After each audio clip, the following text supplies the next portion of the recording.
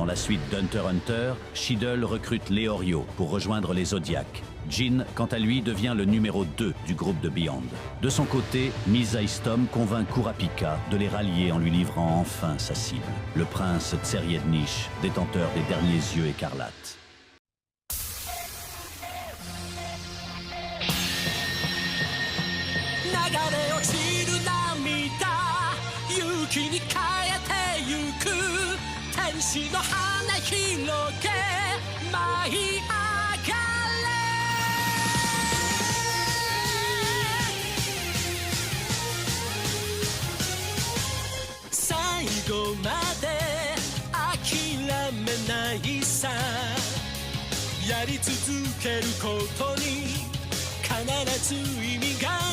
You just try again.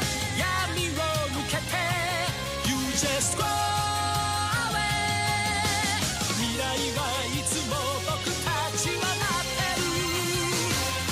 大空駆け抜けて海原越えてゆけ。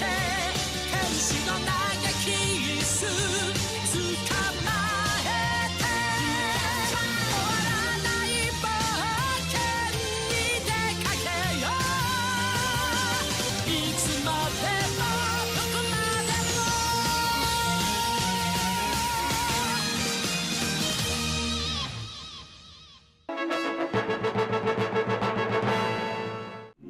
Au repère de Kurapika, celui-ci se plonge dans ses souvenirs.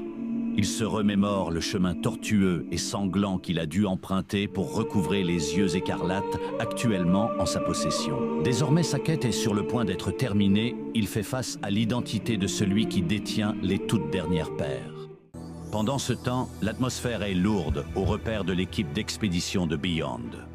Le scepticisme règne parmi les spécialistes rassemblés quant à la légitimité de Jin à s'imposer comme le second de Beyond. Lorsque deux mercenaires décident de contester son autorité par la force, Jin étouffe le conflit dans l'œuf avec une méthode déconcertante. Il leur offre une somme d'argent colossale. Un échange transactionnel validé par le silence de Pariston qui confirme n'avoir aucune objection à cette prise de pouvoir. Au siège de l'association des Hunters, le téléphone sonne. C'est Leorio qui contacte Kurapika, alors en déplacement aux côtés de Misaistom. L'inquiétude de Kurapika se porte immédiatement sur Gon, mais Leorio se veut rassurant sur son état de santé actuel. Kurapika remercie alors le Zodiac de lui avoir offert une piste vers le 4e prince, Tseriednish, bien qu'il soit conscient que ses capacités de naine seront inefficaces dans une négociation politique. Misaistom le met en garde. Le prince possède une face cachée, une noirceur insondable. Une menace que Kurapika balaie d'un revers de main, affirmant avoir déjà côtoyé des monstres dissimulés sous une apparence humaine. Loin de ces intrigues, Gon tente de concentrer son flux d'aura. À sa grande stupeur, le résultat est nul. Il doit se rendre à l'évidence. Il ne peut plus percevoir ni utiliser son haine.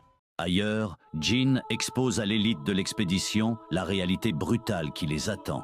Il détaille l'existence des 5 menaces, des fléaux dont la dangerosité surpasse de loin celle des fourmis chimères. Il précise que des victimes des entités AI et Papou ont déjà été retrouvées dans le monde connu, suggérant qu'une 6e menace pourrait être à l'œuvre. Face à l'incompréhension de l'équipe sur la nécessité de ces voyages, Jin retrace l'histoire tragique des tentatives passées. Chaque grande nation a convoité une ressource divine, gardée par une calamité. La fédération de Begueros cherchait la pierre inépuisable dans les montagnes escarpées, au nord-est du lac Mobius, territoire de Papou. Les États-Unis de Saerta, en quête de la panacée, ont franchi la ville labyrinthe de Brion au nord du lac. La confédération d'Ochima désirait le riz de longévité allant dans les marais de Hellbell au sud-est. Quant à la République de Minbo, assistée par l'association des Hunters pour trouver la Trinité, mère de tous les liquides, elle s'est heurtée à la forme de vie gazeuse AI.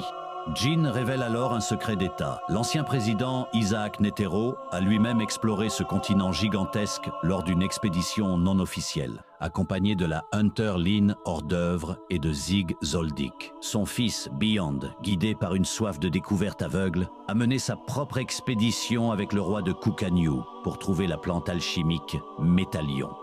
Ce fut un échec absolu en ramenant un mal pire que la mort, la maladie Zobae. Interrogé par Curly sur la source de ces informations précises, Jin explique qu'un seul homme a documenté ces terres dans un ouvrage vieux de 300 ans. Voyage vers le Nouveau Monde. Si l'édition Est est connue, l'édition Ouest reste introuvable. Face aux hypothèses suggérant que le livre est perdu ou n'existe pas, Jin en propose une troisième, défiant l'entendement. Si le livre n'est pas là, c'est qu'il est encore en cours d'écriture. L'auteur serait donc toujours en vie, arpentant le continent noir depuis 3 siècles. Son nom est Don Fricks.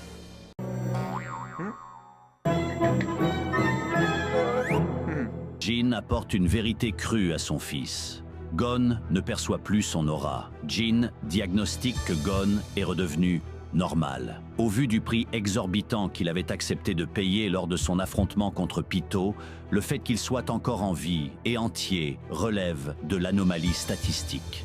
Jin est formel. Plutôt que de pleurer ce qu'il a perdu, Gon doit célébrer ce qu'il a conservé. Et surtout, il doit profiter de ce retour à la case départ pour se lancer dans une nouvelle quête. Chercher ce qui lui manque, chercher quelque chose. Suivant ce conseil, le jeune garçon retourne là où tout a commencé, l'île de la baleine.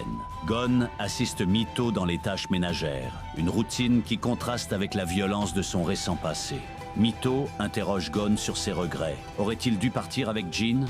Gon répond que sans le naine, il n'aurait été qu'un poids mort. Mais plus important encore, il réalise la nature de son désir. Rencontrer Jin n'était pas une fin en soi, mais un objectif à atteindre. La chasse importait plus que la prise. Lorsque Mito critique l'absence totale de fibres paternelles chez Jin, Gon acquiesce, tout en admettant qu'il est lui-même un fils bien peu conventionnel. Gon confie qu'il ne cherchait pas une figure paternelle, mais la proximité d'une grandeur. Il voulait être aux côtés de cette force brute. Désormais incapable de percevoir cette énergie, le lien qui l'attirait vers Jin s'est dissipé. Elle dépose devant lui l'ennemi le plus redoutable qu'il ait eu à affronter, une montagne de rattrapage scolaire. L'aventure est terminée. La vie reprend. Pendant ce temps, dans l'ombre du Nouveau Monde, au cœur du repère de l'équipe d'expédition de Beyond, une autre forme de tension s'installe. Jin fait face à un groupe divisé. L'argent qu'il a offert a scindé l'équipe. Les mercenaires tentent de rationaliser leur position. Ils n'obéissent qu'à Beyond. Pour eux, Jin n'est qu'une nuisance temporaire, un obstacle qu'ils pensent pouvoir contourner. Jin ne voit pas en eux de simples soldats, mais des spécialistes. Ils déchiffrent leurs intentions et leurs capacités avec une aisance déconcertante. Dans l'ombre, Pariston observe. Pour la première fois, il se retrouve face à un esprit qui fonctionne en miroir du sien. La déduction de Jin est trop précise, trop proche de la sienne. Ce n'est plus du jeu, ce n'est plus de l'amusement. Un sentiment inédit envahit Pariston, une haine pure et sincère. La question n'est plus de savoir s'il va jouer avec Jin, mais comment il va le détruire. Ailleurs, dans la luxure décadente de Kakin, la nuit avale les innocents. 2 jeunes femmes, éblouies par le prestige, pénètrent dans la suite du 4e prince, Tseriednich. Le prince, cultivé et courtois, les interroge. Il cherche une lueur d'intelligence. Il ne trouve que vacuité et obsession pour l'apparence. La scène suivante glace le sang. Le prince, détendu dans son bain, il déplore la bêtise de ses invités, leur manque de profondeur spirituelle. Derrière lui, le décor a changé. La salle de bain est maculée de sang. Les 2 jeunes femmes ne sont plus.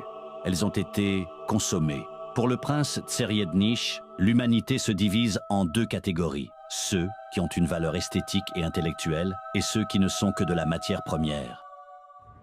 Au siège de l'association des Hunters, Shiddle, présidente actuelle, reçoit ses ordres. Le V5 exige un contrôle total. Beyond doit signer un contrat draconien. Au moindre écart, c'est la prison à vie.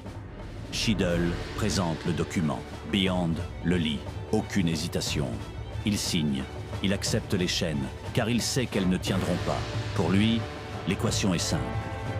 Capacité, moyens, contrat. Tout est en place. Dans un véhicule traversant la nuit, Misaistom et Kurapika font route ensemble. Que fera-t-il du prince Tseriednich une fois les yeux récupérés? La réponse de Kurapika est froide, mécanique. Seuls les yeux comptent. Le sort du prince lui est indifférent.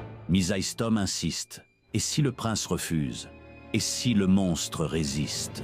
Le regard de Kurapika ne vacille pas. Il évoque ses précédentes rencontres. Des collectionneurs qui, face à lui, ont préféré mourir plutôt que de garder leur trésor. Il ne dit pas ce qu'il a dû faire pour les convaincre. Il précise simplement qu'ils ont changé d'avis. La menace est implicite, mais terrifiante. Kurapika est certain que le prince, aussi arrogant soit-il, pliera lui aussi. Misaistom, observant le profil déterminé de son passager, ne peut formuler qu'une seule pensée, espérer que Kurapika ait raison. Car si le prince ne plie pas, le sang coulera.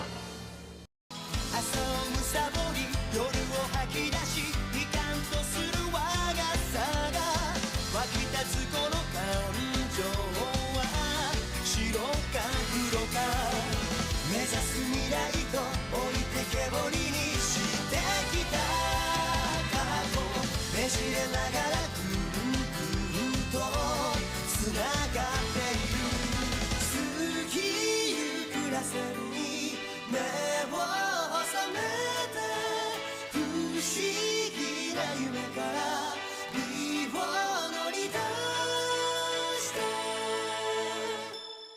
距離一体指で弾くポインが空に舞う僕は一体どっちの結末願う距離一体光り輝くほど遠くなる影ならばどこへと向かってゆく重なった二つの未来